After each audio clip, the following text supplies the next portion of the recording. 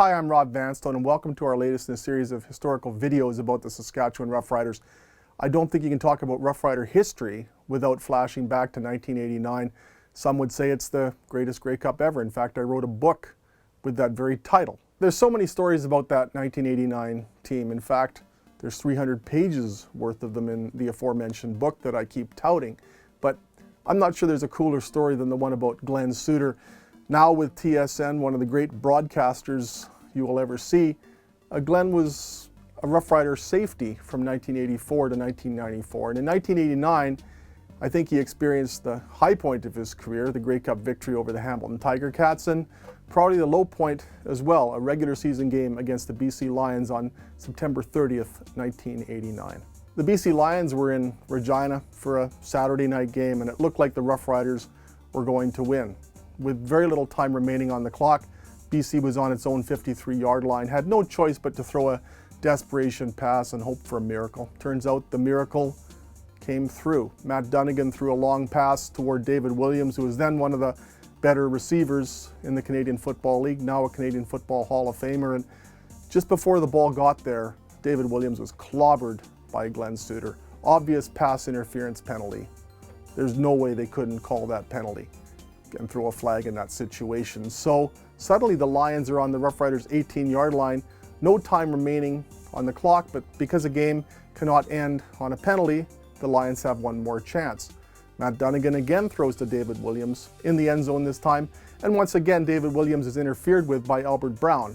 Pass interference. So again, the Lions get one more chance, this time from the Rider 1-yard line. The snap is fumbled. Matt Dunnigan, the quarterback, recovers the fumble and sneaks into the end zone for a touchdown that gave BC a 32-20 victory. So the Riders pretty much gave that game away, and it was absolute chaos after. The open line shows were going nuts.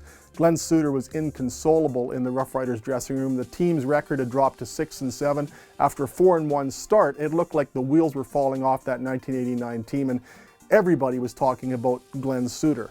And he sat there and took it. He answered all the questions. He couldn't even look up at one point. He was so disconsolate, but he sat at his dressing room stall, answered the questions, and told people candidly about what had happened in that situation and how trying to explain how the Rough Riders had lost a game that was seemingly in their pockets. After that game, Glen Suitor was really legitimately wondering about his football future, even though he was then a sixth-year member of the Rough Riders and one of the most reliable, productive members of the team. That mistake was being talked about by Riders fans everywhere.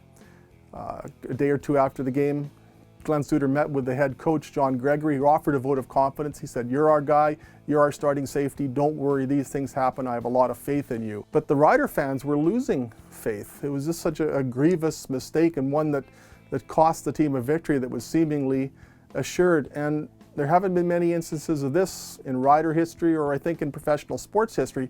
One way that Glen Suitor dealt with the situation was to do so head on. On the Monday night, CKRM Radio had a sports talk show. It was then a weekly sports talk show. And Glen Suitor appeared on the air with Jeff Courier, who is the Rough Riders play-by-play man at the time, and took calls from fans, from listeners. And Jeff Courier told me about it years later. He said it was almost like Glen was a piñata being attacked by Rider fans. But as the program wore on and people saw that Glen Suitor was handling this head on, embracing accountability to a degree that few people could even fathom, I think there was a feeling of sympathy and a feeling of compassion toward Glen Suitor. By the end of that open line phone-in show, people were calling in and complimenting him and applauding him for the way he had played overall. And suddenly the fire wasn't quite as hot as it had been on the evening of September 30th, 1989, when it seemed that the whole season, the whole team was unraveling. So let's fast forward to November 19th, 1989, and one of the great upsets, if not the greatest upset in Canadian football history. The Rough Riders had finished the regular season with a 9-9 record. The Edmonton Eskimos were 16-2. To this day, the 16 victories by the Edmonton Eskimos are a league single-season record. But you still have to play the game. Riders went to Edmonton for the West Final, and they ended up defeating the Edmonton Eskimos 32-21 to earn a berth in the '89 Grey Cup game. And one of the key players was Glen Suitor. And I think Glen Suitor in that game blitzed more in one game than he ever had as a Rough Rider, and I don't think it was close. He was in the backfield constantly harassing Eskimos quarterback Tracy Ham, who would soon be named the league's most outstanding player for 1989. He had a sack, he had an interception, just all over the field. So you look at Glen Suitor from September 30th, 1989, when everybody was pointing at him as the GOAT. Now you're looking at the 89 Western Final, one of the great upsets you'll ever see. Glen Suitor was probably the best player on the field that day. Now let's move on to the 1989 Grey Cup game at what was then known as Sky Dome in Toronto. As was the case in the West Final, Glen Suitor played a tremendous football game. He made an interception, intercepting Tiger Cats quarterback Mike Kerrigan, and was the holder on all 4 of Dave Ridgway's successful field goals. Of course, people will remember, Dave Ridgway hit a 35-yard field goal with 2 seconds left. The Riders beat Hamilton 43-40. You won't find this in the stats anywhere, but Glen Suitor also played a key role in helping Dave Ridgway right before that kick. A huge pressure situation, and for some reason, Rider head coach John Gregory had called a timeout.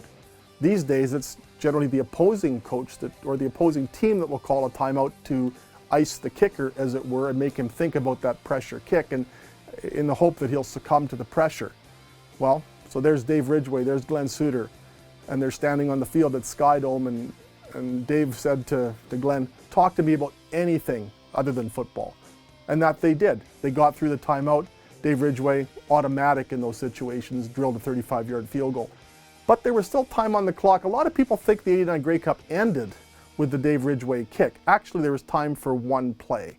So the Tiger Cats opted to have the Rough Riders kick off as opposed to accepting the ball on their own 35-yard line. Dave Ridgway kicks off. Tiger Cats linebacker Steve Jackson retrieves the ball and punts it back into Riders territory. It's received by none other than Glen Suitor, who caught the ball near his team's 40-yard line and went out of bounds with his hands in the air to celebrate this amazing Grey Cup victory, 23 years to the day after the Rough Riders' first Grey Cup championship. And afterwards, some of the Hamilton players were a little perplexed about the strategy employed by head coach Al Bruno. Again, we go back to September 30th, 1989, and the gaffe against the BC Lions by Glen Suitor. Instead of having the Rough Riders kick off, why didn't Hamilton scrimmage the ball on their 35-yard line? Tony Champion, their amazing receiver, had been eating the Rough Riders secondary for lunch all day. So in that situation, keeping precedent in mind, why not try a long pass to Tony Champion, hope for a pass interference penalty? If the flag is thrown, there's time for a game-tying field goal by Paul Osbaldiston.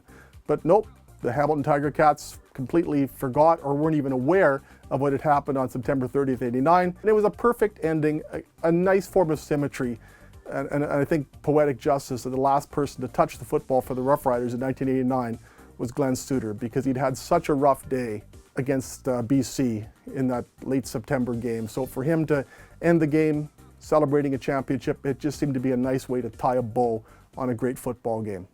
Thank you so much for watching this latest in a series of Rough Riders historical videos.